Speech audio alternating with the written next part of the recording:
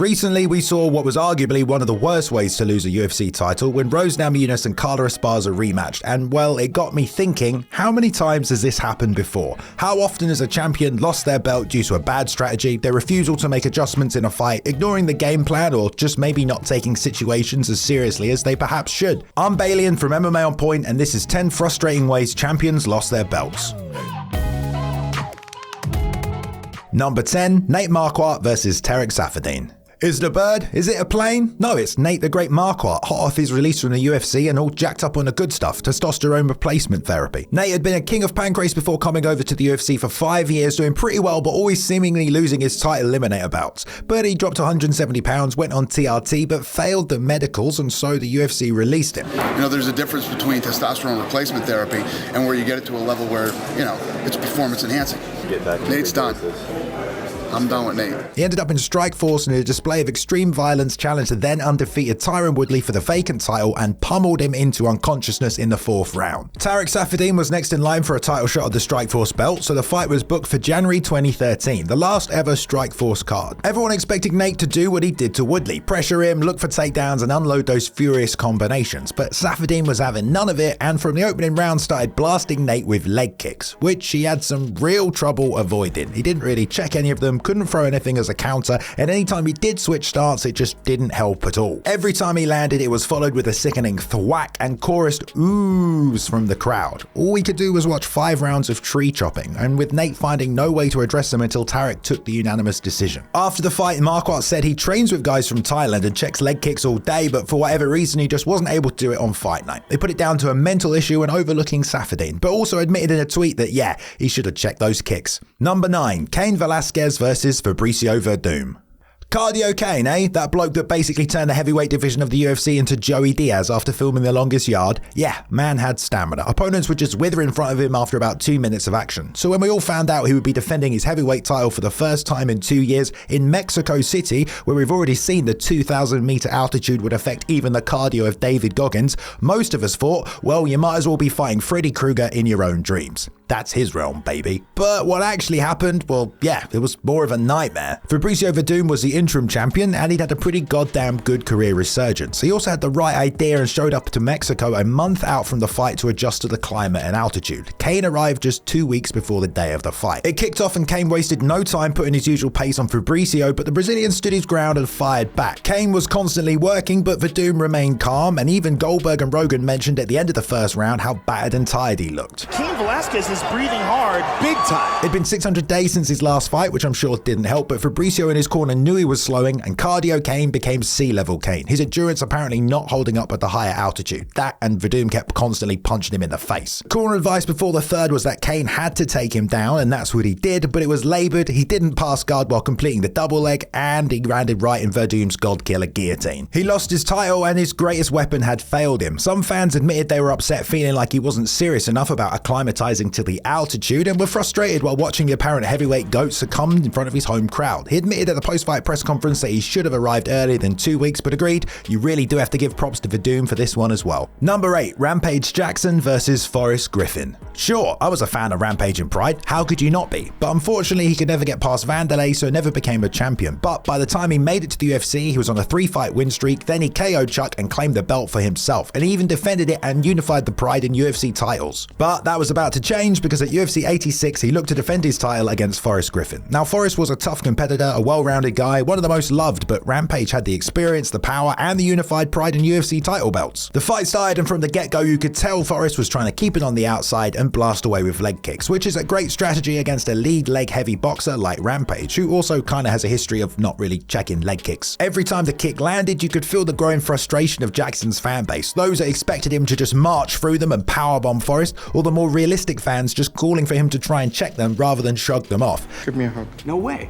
Come here. I'm not coming over there. Let's go. Forget it. But Forrest kept setting them up and timing them very well, and Rampage wasn't able to close the distance check or really dissuade Griffin in any way, and ended up spending the fight chasing him around the cage. I believe it was Judge Cecil Peoples that said you can't win a fight with leg kicks, except, oh wait, yes you can, and Forrest Griffin is a UFC champion now. Which, yeah, frustrated a lot of Rampage fans. He certainly tried, landed a few good punches of his own, but couldn't catch Forrest, and followed him around getting corralled like he's at the BMF ranch. He admitted post-fight that the leg kicks had caused him an injury, and and more than that, caused him to also lose his focus. Number 7, Tyron Woodley versus Kamaru Usman. Your opinion on Tyron Woodley in MMA probably depends wildly on when you started watching the sport. The last 3 years of his combat sports career have seen him take some pretty big L's, but at one point he was the 3-time defending welterweight champion. Yeah, he had some duff performances. The second Thompson fight was a very slow-paced technical battle. He didn't do much of anything but shut down Maia, still beat him though, but after that he blasted Darren Till inside of 2 rounds in what was probably his best performance as a champion. His next fight would be against Kamaru Usman at UFC 235, where he went from perhaps the best fight of his career to arguably his worst. Usman had been dominating the majority of the roster at 170, but no one was quite sure exactly how a fight against a champion would play out. I mean, Tyron was the favourite going into the fight. Woodley had started to adopt a strategy of backing up, looking to time the right hand or drive double legs across the cage. It's just against Usman, all that did was put his back on the fence,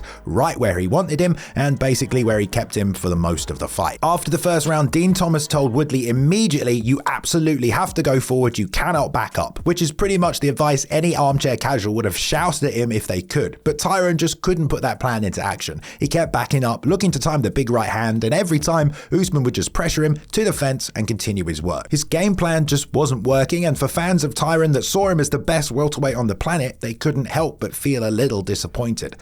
Disappointing.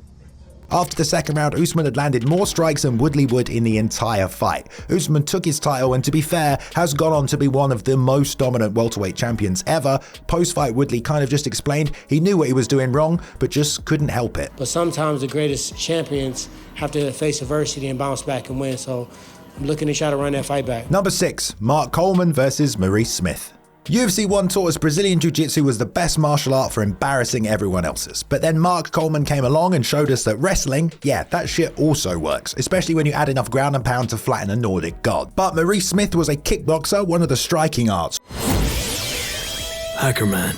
He's the most powerful hacker of all time. Which at the time of UFC 14 didn't really seem to do that well in MMA, at least when faced with a skilled grappler. Well, Smith was about to rewrite that story. Coleman was 6-0 at this point in MMA. He dominated UFC 10, 11 and 12 and was considered pretty much the most ferocious competitor in the history of the UFC. His ground and pound was so ruthless, if you were a Just Bleed fan, it was as irresistible as the latest Nature is Metal video. Coleman walked out with all his belts held high, ready to defend his title as the best mixed martial artist around, and in 30 seconds he'd already taken Maurice down and started dropping ground and pound. But then as the clock ticks on and Mark kind of just lays on Maurice, he seems to slowly sap his own energy, which if you were a fan of Coleman was pretty frustrating to see, especially if you're one of those guys cage side just screaming, "You can do it! Kick him in his hairy balls!" Before the first round ended though, Maurice found a way back to his feet a few times, and as it turns out, it's pretty hard to block punches when you can't even lift your arms. It went into overtime and it was easy pickings for Smith. Coleman could barely stand up, let alone shoot a takedown, and later called it the most humbling night of his life. Maurice took the unanimous decision and the heavyweight title, laying out the game plan to beat those competitors with more muscles and red blood cells. Number 5, Amanda Nunes versus Juliana Pena. Most people believe that after she beat Ronda Rousey and defended the women's bantamweight belt 3 times, the Lioness had laid her claim as the greatest female fighter to ever grace an octagon. There was only one other person who could challenge her for that title though, Chris Cyborg, and when Amanda KO'd her at UFC 232, it also probably could have made this list, as Cyborg somewhat recklessly charged forward and was put to sleep. But it's her fight with Juliana Pena that some fans arguably found even more frustrating. Going into the fight, there was no doubt in anyone's mind that Nunes was a better striker, also arguably the better grappler, had more power, more weapons, heck, maybe even more cardio. But as Rogan points out in the first minute, Julie had to make it a brawl. Amanda kept the fight on the outside at first. She dropped Julie, she was dominating the grappling exchanges, threatening with submissions. It wasn't looking good for Pena. But that's not how the second round went down. Not at all. I want to fight you. The fuck is that, man? Juliana landed the left hand early and Nunes kept loading up on her right to give it back. As DC said on commentary, if she starts to chase a knockout, she'll fatigue. And that's exactly what she started doing. Amanda refused to take a step backwards no matter how many times she was clipped on the chin, and the more she tried to exchange with Julie, the more she got tagged and the more she slowed down. The game plan that had beat Cyborg was now being used against her. We'd seen Amanda behave like a cold, calculated, efficient killer. She'd outplayed some of the greatest women's martial artists of all time, but at UFC 269, all that went out the window for pure hunting instincts. She did reveal post-fight that she'd been dealing with knee issues during the camp, but she didn't want to look bad and pull out of the fight, so took it anyway, which she said was her biggest mistake. Juliana took her title, but we'll see how the rematch goes. Number 4, Conor McGregor versus Eddie Alvarez. We were all promised going into UFC 205 that Santa Claus isn't real. Excuse me, the fuck did you just say? And that was a shame, really, because we had our own Irish version handing out double-barreled shotgun smacks instead of presents last year and desperately hoped we'd avoided the naughty list long enough to see him give out some more and maybe claim a second UFC title in the process. At least that's what fans of the Notorious wanted to see. Eddie was determined though to prove his success in the UFC so far had been due to easy matchups, fighting non-grapplers, and not someone clearly as hardcore and badass as he was. Object to the test! I mean, he did just dust RDA to claim the belt. The betting lines had Conor as the favourite though, and although Eddie was no slouch on the feet, the general consensus was that he needed to push the pace and definitely at least try to incorporate some of his high-level wrestling. Eddie got off to a fast start and banged a few inside kicks, but was quickly lulled into a slow-paced technical boxing match, and he did exactly what Conor wanted him to do. Circle to his right and throw the right hand. Every time he did, Conor would slip and rip with 3 or 4 punches that clattered off Eddie's dome. After the first knockdown, he probably realised he had already waited too long to start wrestling. The Mark Henry game plan also didn't involve circling into Conor's left hand, but that's something he admitted to doing after the fight and also said it sickened him to watch the tape back. He kept circling to his right to the frustration of many fans everywhere that wanted to see Conor lose, and eventually ran into McGregor's left hand one too many times. He was TKO'd in the second and the champ was crowned. Number 3, Anderson Silva vs Chris Weidman. Where were you the night Anderson Silva was defeated? Where was Gondor when the Westfall fell? Me personally, I was locked in my university dorm room, 3 a.m, shrouded in darkness, watching what I thought was impossible unfold. Why are you so sweaty? I was watching Cops. I'd only been following the sport for 3 years at that point, so for me the concept of Anderson Silva actually losing an MMA fight, well, it was impossible. And that's the moment I learned anything could happen in MMA. No, actually I learned that from the rematch. I mean, goddamn. Either way, at UFC 162, Anderson Silva was looking to make his 11th title defense against the undefeated Chris Weidman, who double-legged and elbowed his way up the middleweight division. Trust me, if you weren't there, seeing Anderson Silva behave like Neo inside the octagon every 6 months, flawlessly finishing literally everyone, kind of gave you the impression that this fight would be no different. A part of Anderson's style has always been to taunt his opponents, throw some flim-flam, make them freeze up, and then punish them. About 2 or 3 things. Two or three? Stuff that we thought was maybe illegal that's not illegal, and stuff like that. We'd seen his antics a little overplayed in the latest and Maya fights, but neither of them really had the power of Chris, or the bravery to be honest, so when Silva started taunting Weidman, it wasn't that surprising, but what most fans were annoyed with was that he was doing it when he wasn't even really winning the fight. He was just pointing to his face and asking Chris to hit him, and that's exactly what he did. I mean, he even gave him a kiss at the end of the first round. His corner told him to calm down, perhaps sensing things weren't quite right, whereas Weidman was told to punch a hole in his fucking chest. That's what I want. Chris marched forward past the inflatable arm tube man and socked him right in the face. I guess he can't play games in the octagon. Number 2, Petr Yan versus Aljamain Sterling. The departure of Henry Cejudo left the bantamweight division in more chaos than the fall of Troy. Yes, Petr Yan beat Jose Aldo and claimed the vacant title, and although he looked like the Terminator doing it, there were plenty of other T800s waiting in the wings for their chance at gold. So when Aljamain Sterling was booked against Yan at UFC 259, at least we could finally crown the undisputed king. Except, oh no, wait, like the bastard son returning on Coronation Day to ruin the merrymaking, we didn't exactly get a new era of peace and prosperity, we got Judgment Day. Okay, that's far too extreme, but instead of just taking Aljo's motorbike and sunglasses halfway through the 4th round in a fight that seemed to be going his way, Yan illegally kneed Aljo in the face. I know, right? Imagine that. Finally, Petr had a chance to prove he's undisputedly the best in the weight class, definitively stamp his name as champion, a chance to bring peace and prosperity to his new empire. It's my new empire.